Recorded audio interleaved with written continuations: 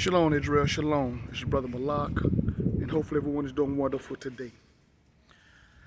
Okay, family, well, mainly brothers. Brothers, I have a question for you today, and this question is, have you married the daughter of Sarah, or have you married the daughter of Jezebel?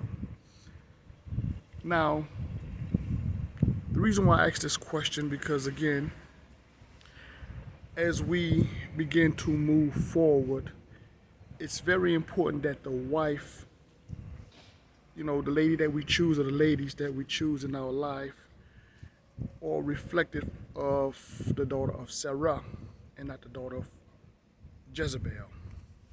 Now, the daughter of Sarah, you know, Sarah was a shamefaced woman. She was a woman that honored her head, her covering. She understood her role, her position, and she supported, or she stood in her proper place, according to her role in the relationship or the marriage dealing with Father Abraham.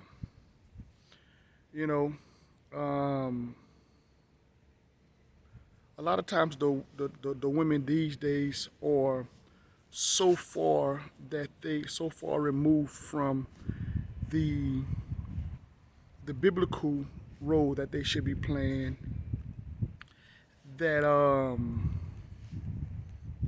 they bring into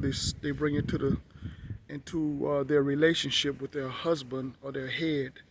They bring into the spirit or the mindset of this Western lifestyle, this Western culture.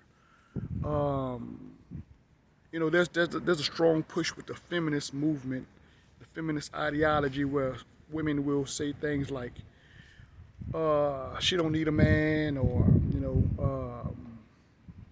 she can do anything that a man can do. Even to the point where when it comes down to responsibilities, or for lack of a better term, making money, or a job or career. Those careers come first. That career come first, or education come first. It's not family, or not her role. What her role is in the family structure. And it's really taking a toll on us as a people. I'm not saying that I'm not saying that there's not a deficiency in the men, but that's not the question today. The question is, have you married the daughter of Sarah or the daughter of Jezebel? A lot of times, this Western mindset, it's such a competition with the men and the women. It's such a competition where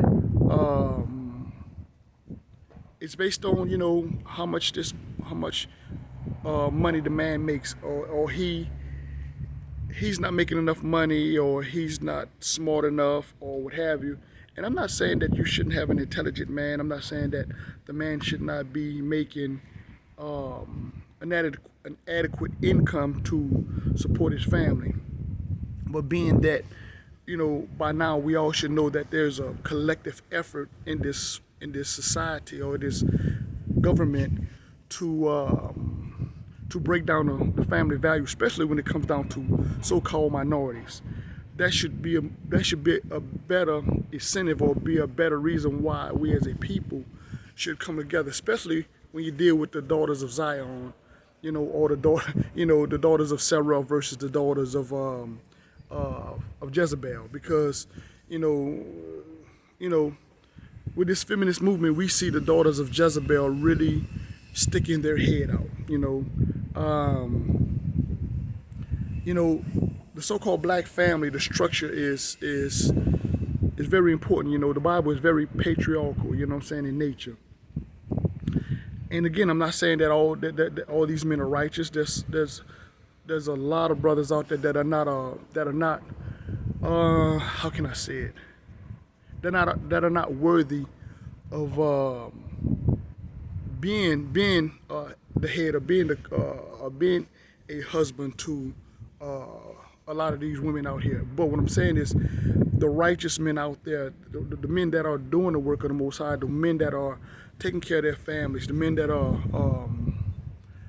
playing his role, you know what I'm saying, according to the biblical narrative, you know what I'm saying, that know that family structure, providing shelter, providing clothing, providing food, conjugal rights, things of that nature, so on and so forth, protection, leadership, guidance, wisdom, knowledge, those men, I'm talking about those brothers, but anyway, I hate to digress, but, think about that, brothers, have you married the daughter of Sarah, or have you married the daughter of Jezebel?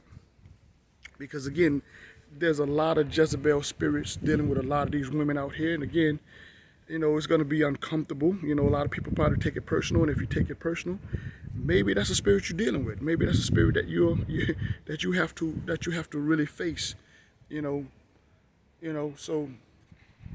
So think about that. Think about that. Really, really think about that.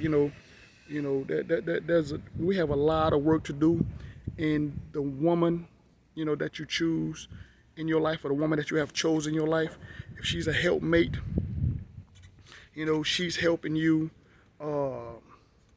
She's helping you do the things that the Most High have put in your spirit, or your heart, or your ruach, that's righteous. In doing his job, doing his will.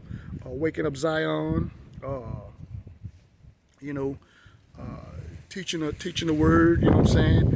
Bringing back the not only the family structure, the family value, but bringing back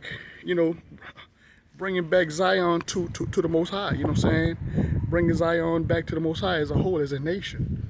And again, we don't need stumbling blocks. We don't need people that are not doing their role, you know what I'm saying, or playing their role. Again, anybody that really understand the structure that the Most High has laid out, the Most High first, Hamashiach second, the man, the woman, and then the children, and then the nations after that.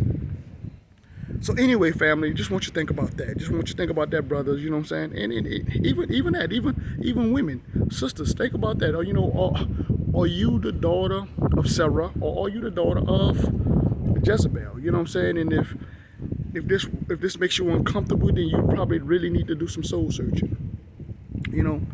So anyway, family, just want to throw that out there. Hopefully, we can have can really receive this with love, and really think about this, and accept it from with an adult mindset, an adult spirit, and not be thinking that this is the direct attack. But if you feel that way, again, like I say, you may really have to sit back and think about what I just said, and do some self-examining.